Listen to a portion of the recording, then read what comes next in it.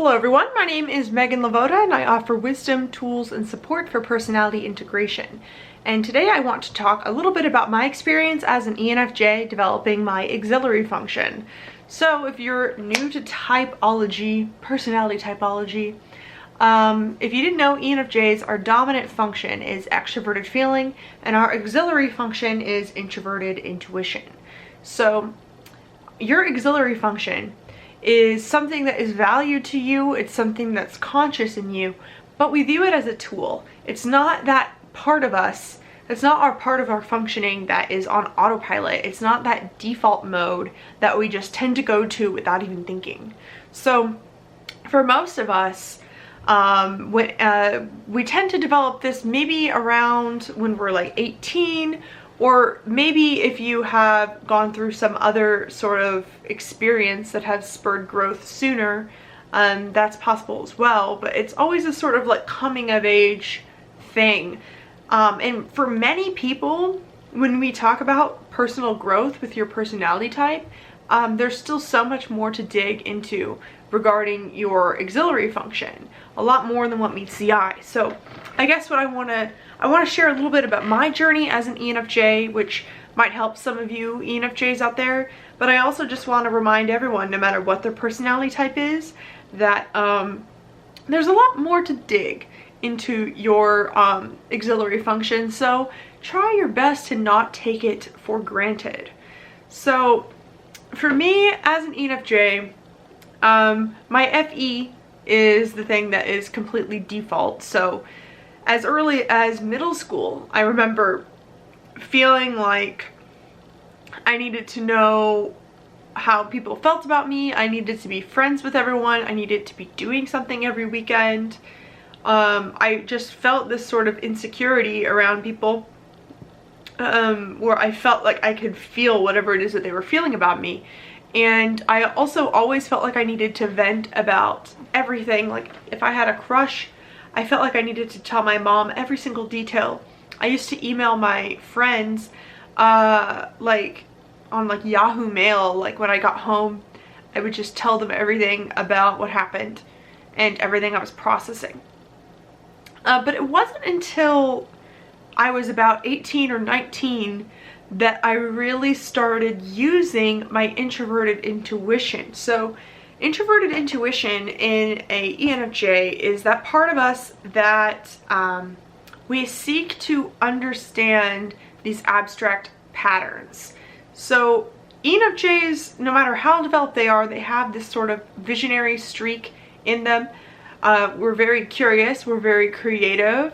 And when we're younger and we are not really aware of, we aren't like intentionally using our NI as a tool, it's still going to come out in us being pretty inquisitive and wanting to know why about things.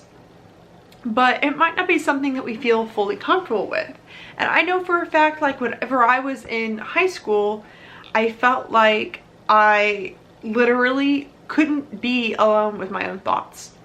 If I had any sort of thought I wanted to be telling my mom, tweeting it, texting my friends, I would always be the last person awake at sleepovers because I didn't want to miss out on anything that was happening.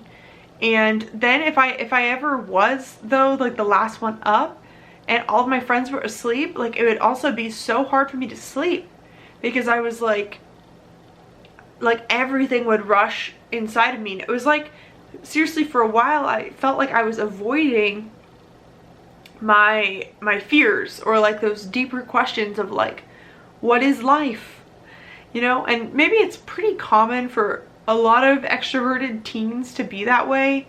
So I doubt many like older ENFJs would relate, but a lot of ENFJs, there's like this moment, this sort of initiation where we have some sort of existential crisis, and then it kind of never stops. Like, at least for me it hasn't stopped, and I know for several other ENFJs, like it's this NI just like rushes in, and it could just rush in. All it takes is a moment alone and all of a sudden there's all these unanswered questions. And you know, this could happen even faster for an ENFJ if they go through a breakup or if they have a friend move away, or if they have a family member pass away, or any sort of conflict happen. Because if our FE security blanket gets pulled away in any sort of way, shape, or form, then it's like all of a sudden the NI rushes in, and all of a sudden I'm getting existential and wondering about, you know, the meaning of life. And, you know, part of that is just natural and age thing, in the sense that for me, when I graduated high school, I all of a sudden needed to start to really think to the future, whereas before I kind of had my future laid out for me, so there wasn't that many questions about it, I suppose. But like, so some things that I did to discover my, I guess, NI is I started journaling. In fact, one of the most impactful journals that I remember is, it was called like Wreck This Journal. I don't know if you guys have heard of it, but I think when I was like 17, I got this journal called Wreck This Journal, and it was all about kind of like destroying the pages and getting rid of all of the rules and just using it for whatever you wanted to use it for. And there was these sort of prompts in it, and it was like Christmas break, and I realized that I wasn't going to school for music, and I literally couldn't envision myself in any, like, I had no clue where I was going. Like, I didn't know who I was if it wasn't music. Like, I felt so defined by this sort of thing that I do, or like this social role. I literally felt so freaking lost that, so that was around the time I started using Tumblr. And so I started following a bunch of people, and I started seeing like deep quotes shared and stuff, because, you know, you don't really see that many deep quotes shared in high school, at least not when I was in high school. So that's when I feel like I really started to like, I would like pick out song lyrics that really meant something to me, and I would want to share them, or I would like read poetry on there, or it really just was an existential crisis. I didn't know what anything meant. I didn't know who I was. I didn't know where I was going, like, whatsoever. And so I started to just get these questions of like, literally, why am I here, and what is life, and who am I without music, and what is it that I want to bring to the world, and what does it mean that I am not going to this school and I have to go to this school? What is God? You know, is this something God's saying to me? Is this something that I did? What is this? How does this metaphysical energy of the universe work? Like, how did I attract this thing? Is praying real? Is it not real? All of that sort of stuff, I guess. And so I guess really I got these questions in my brain, and I felt like it was my fault and my responsibility for not being happy. And I felt like I had to crack the code of what it means to be happy, because I started to just look around in my life and I wasn't happy, and I thought that I had no reason to not be happy. And so that was like really stressful for me, because I was just like, well, why would I not be happy if I have people that love me and all that? And so it's almost like this moment for me where FE started to not be enough, where it used to be that, you know, having people that love me and having close friends was like what I needed. And not that I don't need that, but it's like this whole aspect of me rushed in where all of a sudden I needed to know why, like in such an intense way. And it was so daunting. I didn't think I'd ever know the answers. And so that's when I started to just look up self-development books and like how to be happy. I used to really like stumble upon whenever I was younger, which I think, I don't know if it was a Chrome extension or if they even had Chrome back then. I think I might have downloaded it from my Internet Explorer. But it was something where you can put in your interests, and it would show you and recommend pages to you. I started to just get a lot of these psychology things come up on my browser, and I used to really start to discover these different I guess corners of the internet. That's how it all kind of started for me.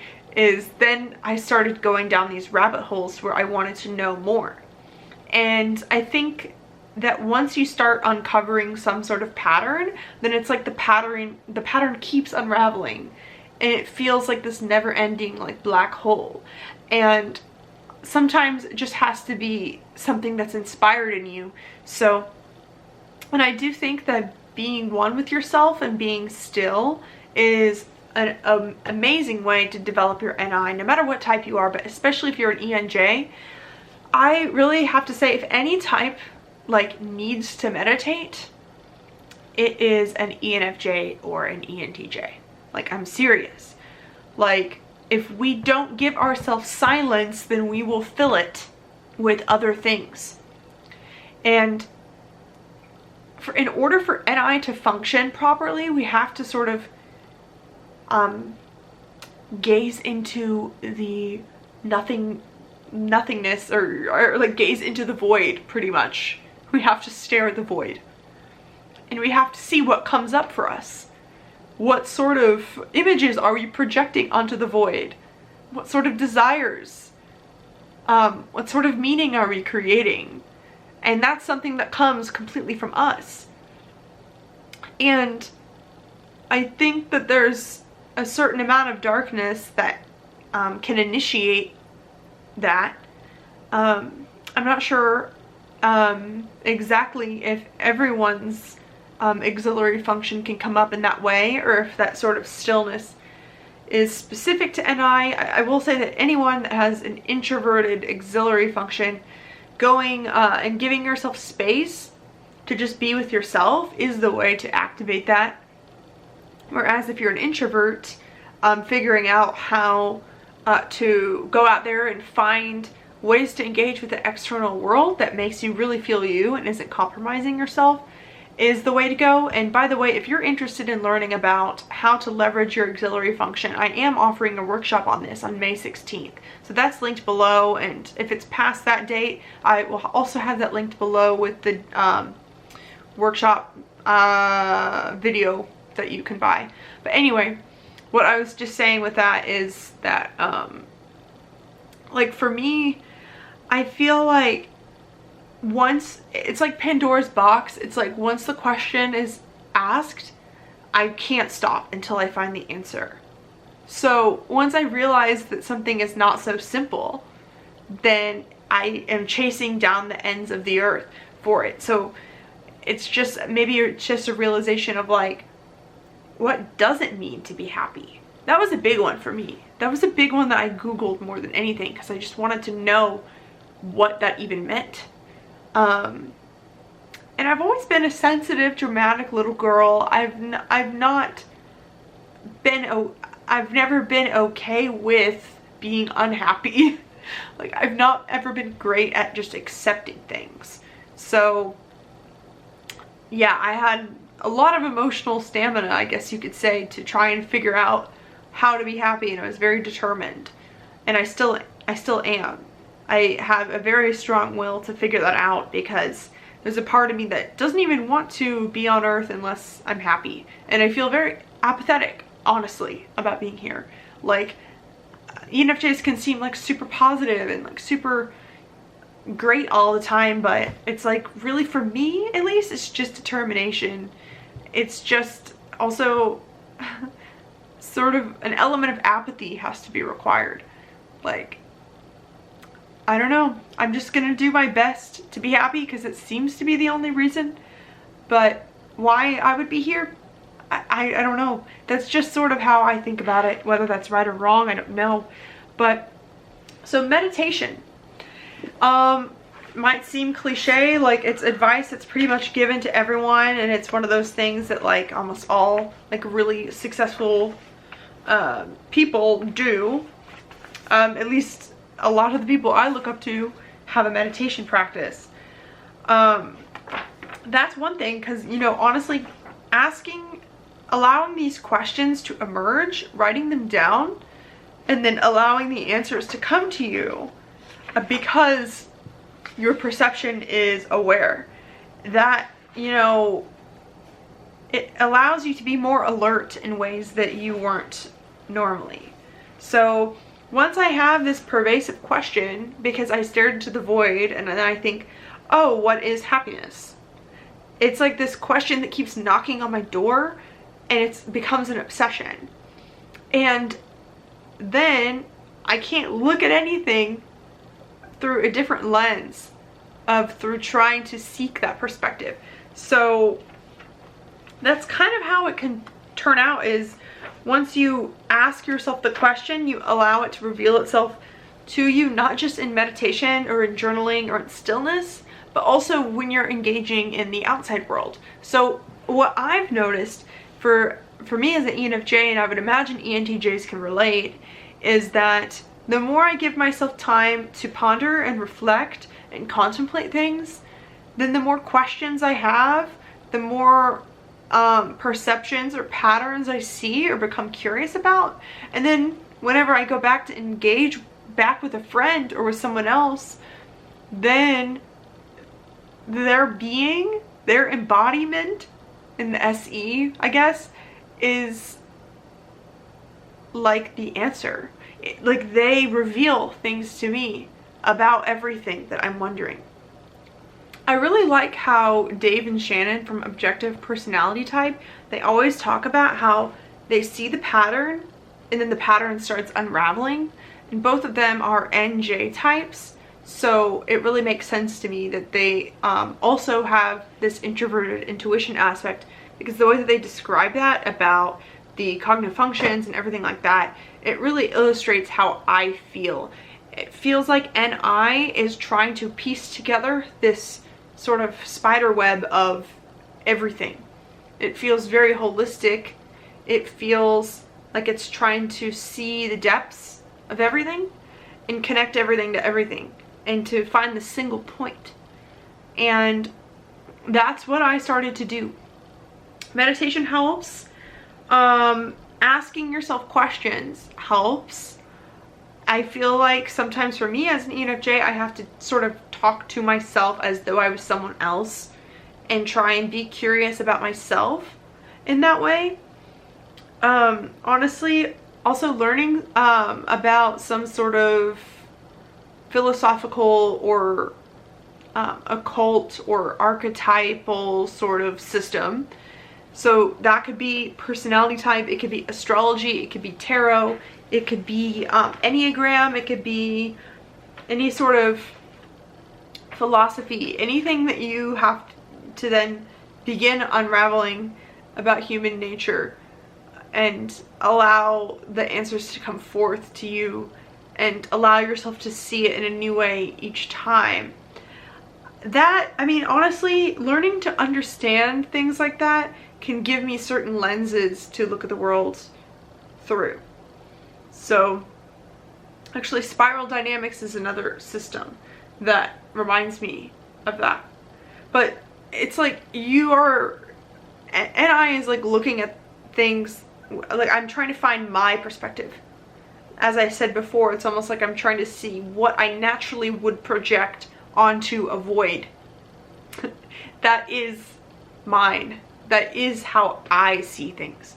And that's what I'm trying to figure out through looking at all the perspectives and through my own reflection and through seeing what comes up in me during meditation or during times of crisis, times where I'm living in the unknown. I don't know what's going to happen. You know, what is it that comes up for me as an instinct? Also, I feel like NI can run in the background while I'm doing other things. It's like, that's why it feels like realizations can just enter my brain, like years or days or months after I first asked the question or I first became curious. I mean, NI can be pretty obsessive about things. And I think that it's interesting, at least for me, I probably was more obsessive about things before I had developed my NI deeper. And that's interesting to me because NI is seen as obsessive, but like for me when I was younger, I was even more obsessive because I wasn't letting my NI sit with the stillness that it needed in order to find clarity. So clarity and calmness and peace are all these sort of keywords that you can keep in mind if you're an ENFJ and you're wanting to develop your introverted intuition, because it's more than just a tool that you can use to be more innovative and creative and to be a leader and to read between the lines. All of that is great, but if you really want to balance your natural self, which is way more balanced into the FE, that it really helps to schedule into your week, like make it a part of your routine to allow yourself to be in stillness. The hardest thing in the world for an ENFJ is to stare at the wall, like for 5 minutes on end even. It's like, especially with social media, it's like, why would you do that if you could be talking to a friend? Why would you do that if you could be productive? Why would you do that if you could be consuming media? And like, you know, there's so many things to do. Like, I am not a person that's easily bored. There's always more to learn. There's always more people to talk to. There's always more to do. So honestly, silence is something I have to force myself to do. It's like, even though like my NI is fairly strong and I have lots of insights that I might share with you all, or I feel like I have a lot of insights, it's like I wouldn't have even made room or space for those to rush in if I didn't give myself the time to think about it. And so something I've even been doing with tarot lately that I think would be really helpful if you are into tarot, or if you're interested in that, is like, I ask myself questions and then I pull a tarot card and then I meditate for 5 minutes and then I journal on what I think the answer is. And so for me, it's not so much as like, I mean, I don't consider myself like a expert when it comes to reading tarot. I still have to Google what a lot of them mean. And it's not even so much about what it says, but more about what arises up in me. And I know what the answer is for me. So it's that sense of knowing that it can come, and the understanding and realization that can come through sitting on it. So yeah, hopefully that was helpful if you are an ENFJ. And if you want to join my membership group, that information is linked below. It's $33 a month, and there are new videos every week. And I just uploaded a video on there about how to live in integrity with your FE, and I'm going to be doing videos about each function and multiple different combinations, where the whole point of that group is, well, it's extra content from me that is all about looking at the functions through this holistic, integrated perspective, and how you, no matter what type you are, can sort of look at yourself through a bird's eye view and figure out how to make your functions dance in harmony together. But also, that is the group in which I'm going to be doing, or I have done last month as well, a workshop every month. So if you are interested in participating the workshop with me every month and getting that free content, this is an amazing deal, because pretty much whenever you join, I'm just going to have all of those videos always in the Facebook group. And so the value is going to increase like each month. And so I really am excited for everything I'm doing with that. So yeah, thank you so much again for watching, and have a wonderful rest of your day.